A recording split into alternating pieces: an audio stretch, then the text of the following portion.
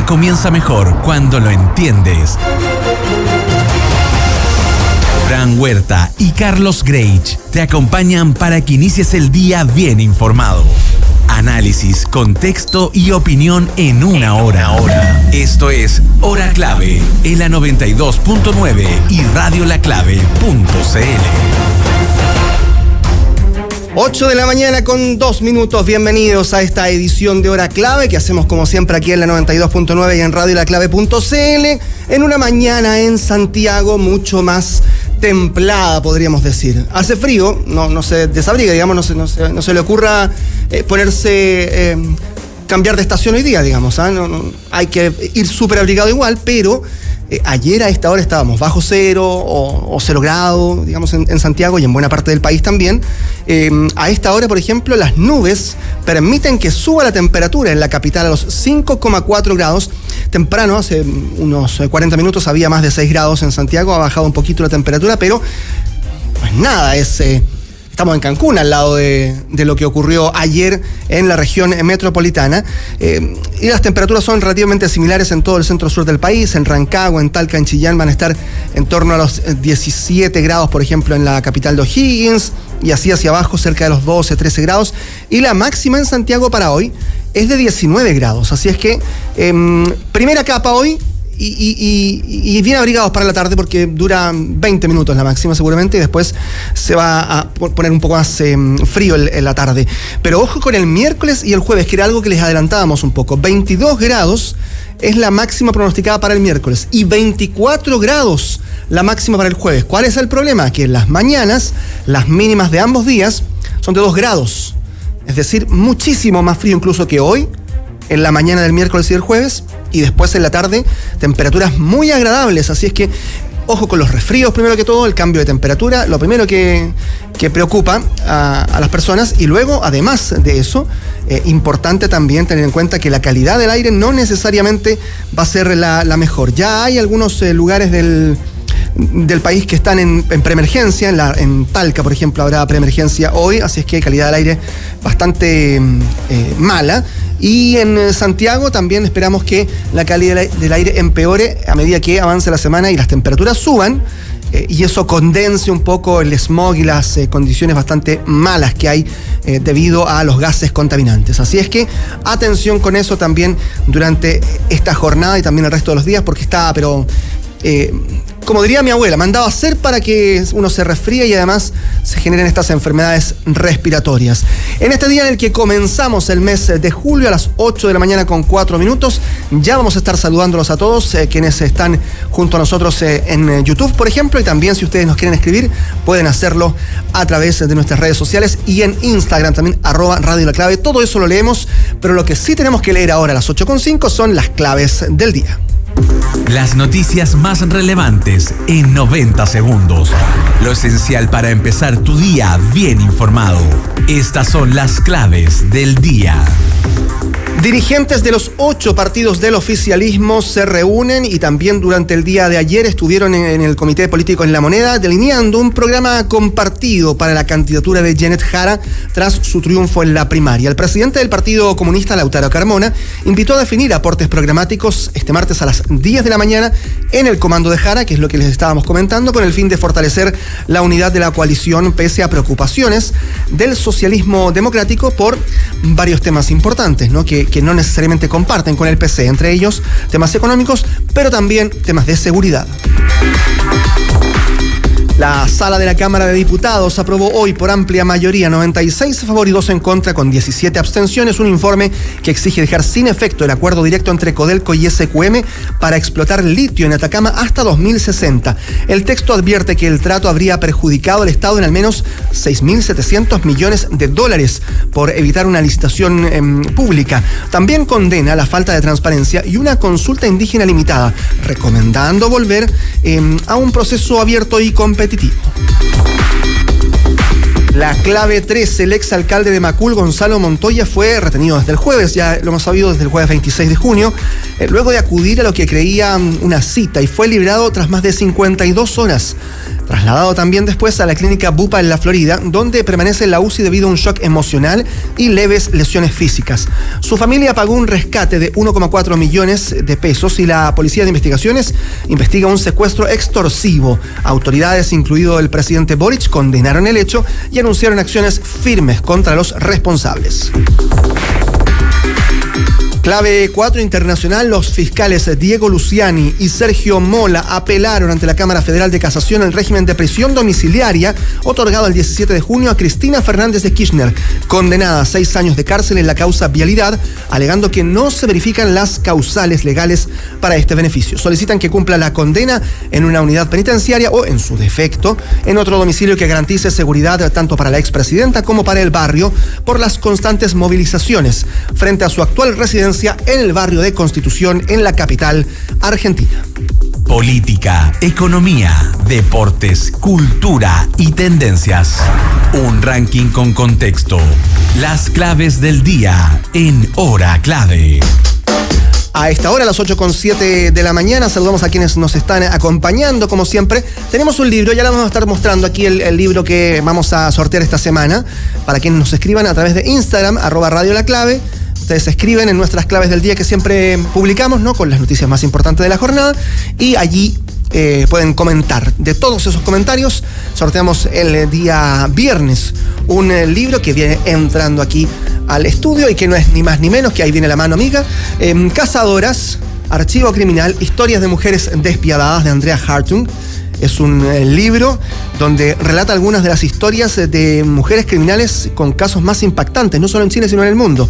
La Quintrala, por ejemplo, Roxana Valdés, pero también Mira Hindley y Elizabeth Bathory, que son algunas de las criminales, las mujeres con, por supuesto, historias que son dignas de leer y repasar en Cazadoras, Archivo Criminal, por cortesía de Editorial Planeta. Así es que ustedes nos escriben en las claves del día en Instagram, y entre todos esos, nuestro comité de hombres y mujeres sabias de este panel va a estar escogiendo a un ganador. Saludos a Pablo Suárez, que siempre está conectado con nosotros. Un abrazo también. Siempre fiel a Hora Clave, Patricio Arias dice. Así es que un abrazo para todos quienes nos escriban. Ya vamos a estar con entrevistada en vivo. Vamos a estar también aquí con la ministra vocera de Gobierno subrogante. Así es que escríbanos las preguntas que ustedes desean hacer también, y todo aquello que les gustaría comentar junto a la ministra en minutos acá en Hora Clave. Seguimos revisando la actualidad. Hora Clave. Noticias, análisis y contexto en una hora. ¿Cómo aunar criterios? ¿Cómo aunar un programa de gobierno a partir de ahora? Ese es el dilema que tiene el comando de Janet Jara, digamos, en todo su conjunto, desde el Partido Comunista hasta el PPD, el Partido Radical, el Partido Liberal. Hay partidos más grandes que otros. El PPD hoy día ha perdido terreno, por ejemplo, en términos de representatividad, pero aún así sigue siendo un partido importante. ¿Cómo hacer compartir diversas ideas con un partido comunista que en muchas ocasiones, incluida esta campaña que acaba de pasar, se ha mostrado muy reticente a modificar? Eso es algo que por ahora está en veremos, pero para eso es que lo primero que hubo que hacer ayer fue generar muchas reuniones. Hoy habrá reuniones de los partidos, pero ayer ya hubo algunas reuniones. Por lo pronto el propio presidente, ¿no?, recibió ahí en su casa del barrio Yungay. Todavía no se cambia, no se va a cambiar todavía el presidente Boric. Y ahí en el barrio Yungay recibió a Janet Jara en este primer encuentro en persona con la ganadora de las primarias, que se impuso entonces con un 60% de los votos. Fue cerca de las 5 de la tarde. Antes de eso estaban las cámaras, ¿no? No sé si alcanzaron a verlas, las cámaras que mostraban a Janet Jara respondiendo a la prensa. De repente aparece el presidente. Se acabó ahí la vocería, obviamente, porque le empezaron a preguntar al mandatario, a los periodistas, y dijo solamente que estaba con el corazón hinchado. Hinchado. ¿Cómo se dice acá en Chile? No, hinchado, ¿no? Sí, ya está bien. Bueno, el tema es que hay varias cosas que preocupan especialmente al mandatario, lo recoge también el diario La Tercera hoy día, entre ellas fisuras que quedaron en el oficialismo después de una campaña que en algunos momentos se tornó bastante tensa y bastante divisoria incluso. Y por eso es que aparentemente La Moneda, de acuerdo a lo que indica también el diario La Tercera, ha decidido tomar un papel activo para resolver estos conflictos. Y entonces el comité político también fue parte de las reuniones que hubo que generar. ¿Qué va a pasar, por ejemplo, con algunos conceptos que seguramente la derecha y la centro derecha va a sacar a relucir en esta campaña? Y entre ellos son las ideas de la democracia, ¿no? ¿Cuál es la democracia para todo el conglomerado que respalda a Janet Jara? ¿Es la democracia que tenemos hoy? ¿Es la democracia de hace 40 años en Chile? ¿Es la democracia de hace 30 años, quiero decir, en Chile? ¿Es la democracia de Cuba, de Venezuela, que es algo que se le preguntó a Janet Jara en algún momento, que fue casi un embrollo sin salida, hasta que finalmente incluso Janet Jara ha logrado distanciarse un poco del núcleo más duro del Partido Comunista y generar algunas opiniones respecto de lo que ocurre tanto en Cuba como en Venezuela? Eso por un lado. Por otro lado, en términos electorales, el gobierno debe salir también a evaluar qué es lo que hace con ese 9% que sacó el Frente Amplio en las elecciones. Gonzalo Vinter, en rigor, el candidato, ok, pero el Frente Amplio tiene un 9%, lo que hace que su base de apoyo disminuya radicalmente y genere una situación bien incierta para las bases de una campaña como la de Janet Jara, porque el partido del presidente de la República no está generando respaldo y bajó muchísimo. Fue una debacle la del Frente Amplio el día domingo. Y Carolina Toá, que fue la abanderada del socialismo democrático, que obtuvo un 28,07%, tiene cierto respaldo en el socialismo democrático. Pero, por ejemplo, habrá que ver qué es lo que ocurre también si se amplían los horizontes, tal como en algún momento lo expresó la propia Janet Jara, ¿no? Si se amplían los horizontes, incluso hacia la democracia cristiana, si se logra albergar a ese partido, ¿cómo van a convivir? Ya lo hicieron, ¿eh? No fue difícil, o más bien dicho, sí, fue difícil, pero aunarlo por lo menos, o llegar al acuerdo para llegar a las elecciones con el Partido Demócrata Cristiano junto al Partido Comunista en una coalición, en esta nueva mayoría, ¿se acuerdan? No fue difícil en su momento en el inicio, después sí fue bien tortuoso. Entonces habrá que ver qué es lo que ocurre con esas manifestaciones de apoyo a una idea, de ser radicalmente opuestos a otras que también tienen otros partidos. Hay difíciles situaciones. Hay un libro al que se refirió Janet Jara como una hoja de ruta, lo recoge también el EMOL en esta mañana, y es estos apuntes para superar el neoliberalismo. Es un texto que refuta el diagnóstico de que Chile está estancado por la reforma tributaria de Michelle Bachelet y le atribuye el fenómeno a un modelo basado en la acumulación de rentas. Hay que ver allí si este modelo socioeconómico que ha tenido Chile hoy, que generó una manifestación popular hace algunos años, genera también algún tipo de acercamiento a una u otra postura en las elecciones. ¿Está agotado el modelo neoliberal, por ejemplo? Dice Janet Jara, es lo que se pregunta también este libro. ¿Hacia dónde hay que ir? Las AFP, por lo pronto, Janet Jara ha dicho, ¿no? Ella ha sido partidaria de derribar a las AFP, de eliminarlas del sistema de pensiones. Pero esa es una idea de ella y ella tiene que aunar criterios. Ahí también el Partido Comunista debe enfrentar esta crítica permanente a su candidata presidencial, que se ve mucho más negociadora incluso en algunos temas, porque claro, las convicciones, dicen algunos en el núcleo más duro del Partido Comunista, son siempre más importantes que una capacidad de diálogo negociadora.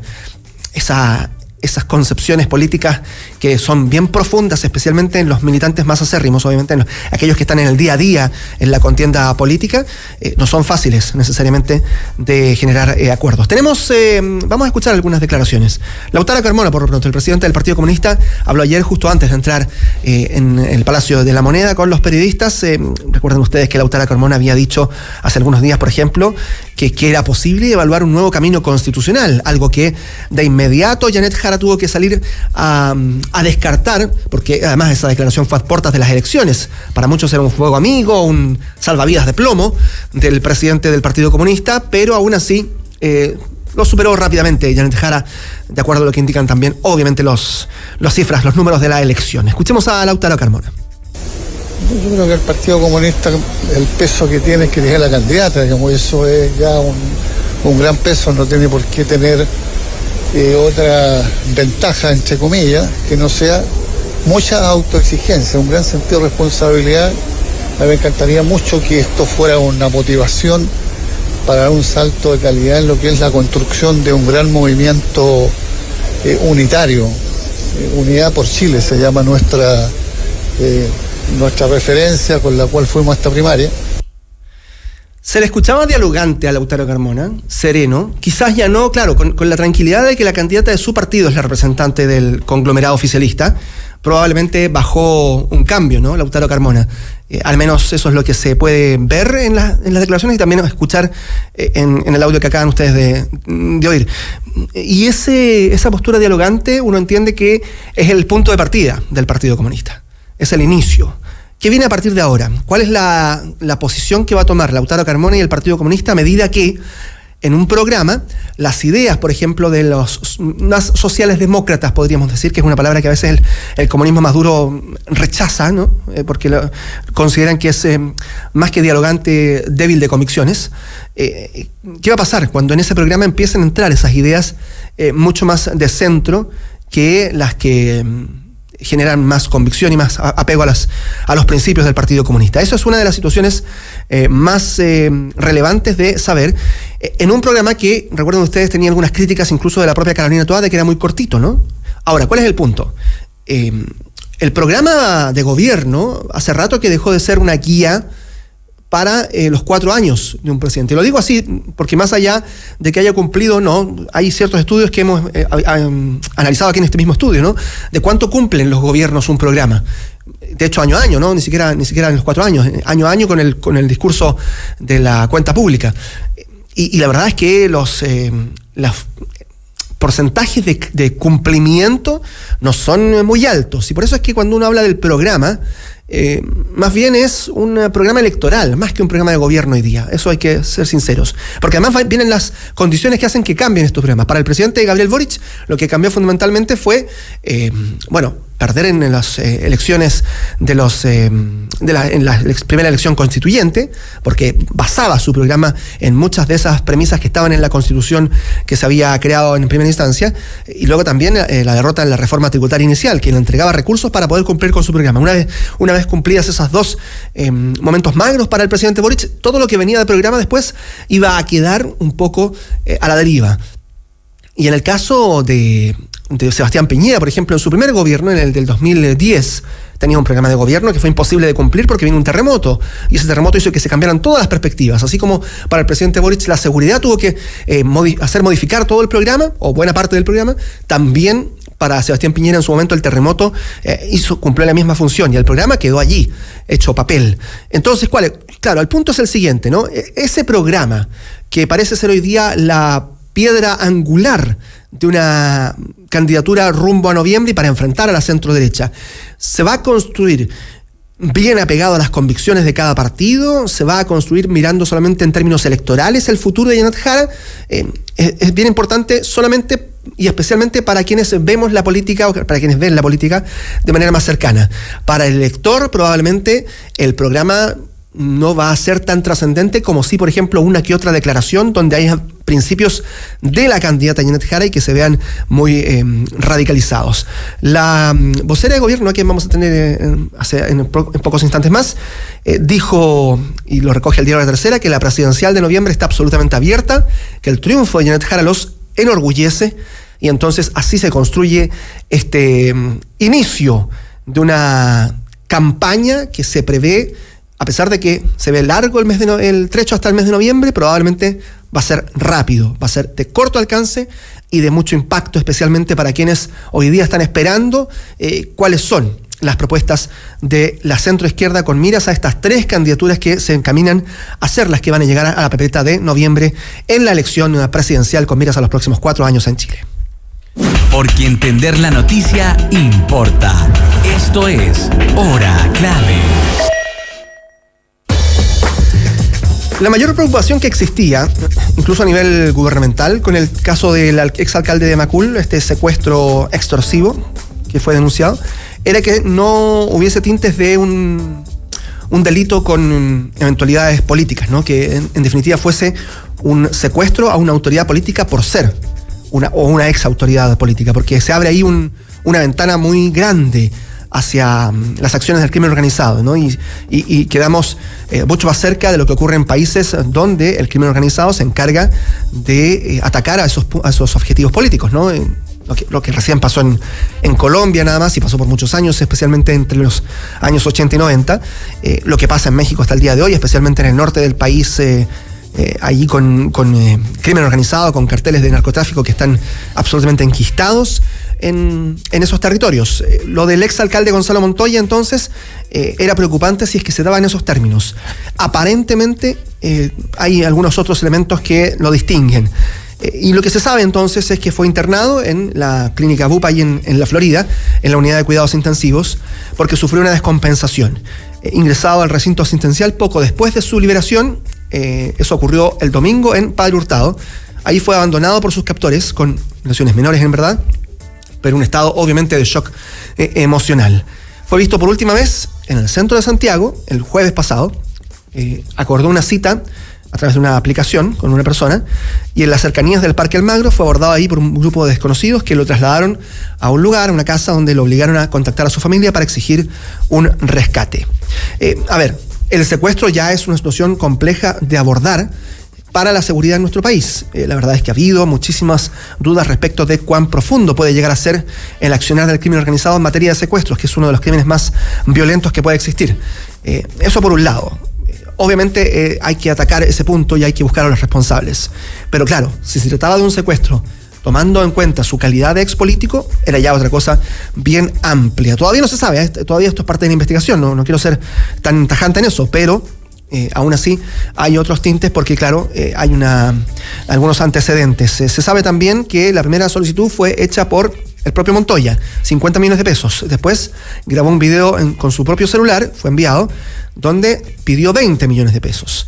Y ahí entonces empieza la brigada de la PDI de antisecuestros a buscar algunos elementos que le permitieran llegar hasta Gonzalo Montoya. Ese día viernes, sábado, hubo muchísimos movimientos, incluso en la prensa, porque no había mucha certeza respecto de qué pasaba con Gonzalo Montoya, pero aún así hay entonces ahora ciertas certezas que, un secuestro que existió, aparentemente no tenían los captores la noción de que él era un exalcalde, o eso al menos es lo que se puede entender, pero por otro lado fue liberado y está en recuperación después de este evento tan traumático. A propósito de Padre Hurtado, bueno, ahí fue liberado, y el alcalde de esa comuna mencionó también parte de los detalles de ese operativo que terminó con el rescate de Gonzalo Montoya, el exalcalde de Macul. Escuchamos al edil de Padre Hurtado. Entonces se comunica la caseta con la central envía un móvil, y ese móvil no encuentra a nadie en el puente, pero sí, al darse la vuelta por la rotonda, encuentra una persona sentada en ese paradero. Se acercan, le preguntan, ¿cierto?, qué había pasado, y él se identifica como el exalcalde Montoya, les cuenta lo que le había pasado, que había estado retenido, secuestrado por un grupo de personas, y es trasladado a nuestra central, ¿cierto?, para comunicarnos con las policías y poderlo poner a disposición de la policía la información y a la persona que se había rescatado. Algunos medios recogen, ¿no?, una eventual trama que hay detrás de este secuestro. ¿Qué es lo que pasó? ¿Por qué finalmente van por él de manera específica y además pidiendo un secuestro? Se habla de una serie de actitudes de Gonzalo Montoya que lo dejaron finalmente expuesto al crimen organizado. Entregaron los policías diversos detalles también de entrevistas a cercanos, donde se declaró eventualmente que él estaba en ciertas actividades con incluso personas, digamos, que tienen que ver con actividades sexuales, ¿no? Que había una vida muy movida, decía incluso un testigo, que tenía incluso una relación extramarital. Bueno, son todos esos detalles que son muy personales, que no, digamos, siento que no es necesariamente prudente divulgar en medio de una investigación, pero sí es necesario saber que hay ciertas actitudes que lo dejan expuesto. Y eso es importante saber también. Las autoridades tienen que estar, y las ex autoridades también, no es necesario que lo sean, tienen que estar especialmente ser especialmente precavidas a la hora de establecer ciertos márgenes de acción. Lo vimos incluso con el caso de Manuel Monsalve, ¿no? Cuando queda expuesto a distintas situaciones en el momento de que su escolta no lo protegía en pleno centro de Santiago. Fue una de las cosas que más se le criticó a Manuel Monsalve. En este caso también, aparentemente, el exalcalde de Montoya tenía ciertas actividades que lo ligaron eventualmente y sin él quizás quererlo al crimen organizado, y entonces habrá que ver qué ocurre también con el resto de la investigación. Lo cierto es que se sigue recuperando allí en la clínica Bupa en la Florida. Son las 8 de la mañana con 26 minutos. Información con análisis, contexto y opinión. Esto es Hora Clave por la 92.9 y radiolaclave.cl.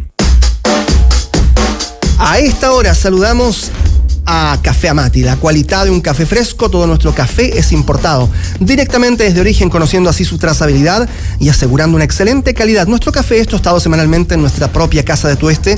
Con esto aseguramos un producto siempre fresco. En Café Amati encontrarás diferentes variedades de café arábico y blends. Ingresa a www.cafeamati.cl para conocer todo sobre el mundo Amati y la cualidad de un café fresco. Y dale un giro a tu día con la mejor casa de apuestas de Latinoamérica. Juega y gana en grande con micasino.com. Con el código clave duplicarás tu primer depósito y así ya tienes tu nuevo aliado en entretenimiento. Así es que disfruta y no te quedes fuera de micasino.com. Lo que está en boca de todos, explicado en minutos. Esto es Porque Todos Hablan de... Del piloto que fue detenido tras aterrizar sin permiso en la Antártica. Es una situación que han estado mencionando. Ethan Wu es el piloto norteamericano quien finalmente fue detenido en la región de Magallanes. Es un influencer estadounidense, aterrizó sin autorización en la Antártica chilena, luego de modificar su plan de vuelo en Punta Arenas, y eso sin aviso. Violó el artículo 194 y 197 del Código Aeronáutico. Tenía un desafío que era volar por los 5 continentes, o por los 7 continentes, había dicho, de acuerdo a lo que expone también la Dirección de Aeronáutica. Y también en su página había sostenido que buscaba fondos para financiar programas de investigación para concientizar sobre el cáncer. Buenas intenciones, buenos argumentos que de todas formas no pueden necesariamente permitir que se viole la ley de aeronáutica en Chile, así es que quedó con arraigo nacional y firma mensual, todo dentro del territorio chileno antártico, hasta que consiga permiso para viajar a Punta Arenas. Tendencias, redes, polémica o historia viral. Aquí te contamos de qué se trata. Porque todos hablan de En Hora Clave. 8:28, pausa y ya regresamos. Estaremos en breve aquí en el estudio con la ministra vocera de Gobierno, Aysén Echeverri. El día